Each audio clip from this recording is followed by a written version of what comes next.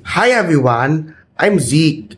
For today's video, pag-uusapan natin kung paano nakakatulong ang aking pananampalataya sa Diyos sa paggawa ng desisyon ko sa buhay. Ang aking pananampalataya sa araw-araw na pagpili.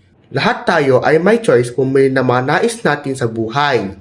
Minsan, nakakalito kung ano ang dapat nating piliin. Pero para sa akin, ang pananampalataya ay hindi lamang tungkol sa pagsisimba o pagdarasal.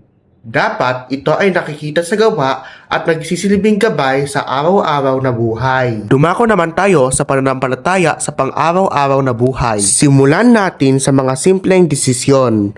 Halimbawa, kapag may takdang aral ako, madaling paraan ang mangopya lang sa internet o sa kaklase para matapos agad. Okay lang mag-research para kumuha ng mga ideya, pero hindi ibig sabihin na kokopyahin mo na lang lahat at hindi ka na mag-iisip. Dito itinuturo ng aking paniniwala ang katapatan.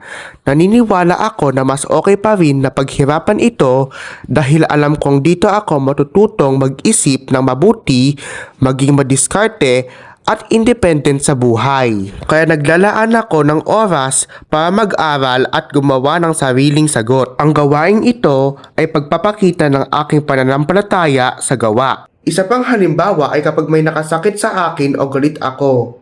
Ang turo ng aking paniniwala ay magpatawad, maging mahinahon at huwag gumanti.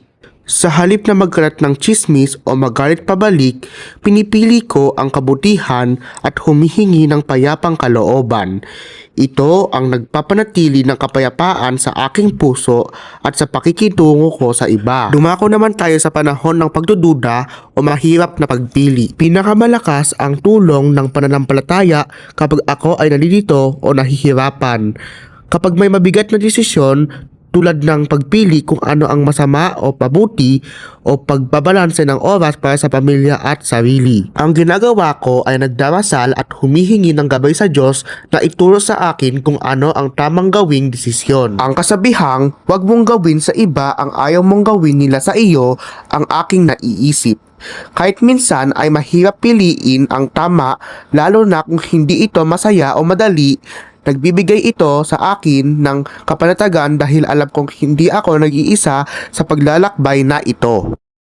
Ang pananampalataya ko ay hindi lamang sa loob ng simbahan.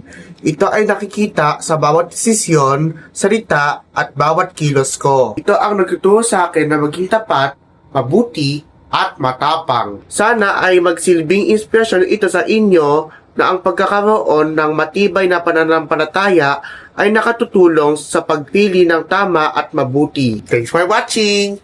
Keep safe and God bless us all!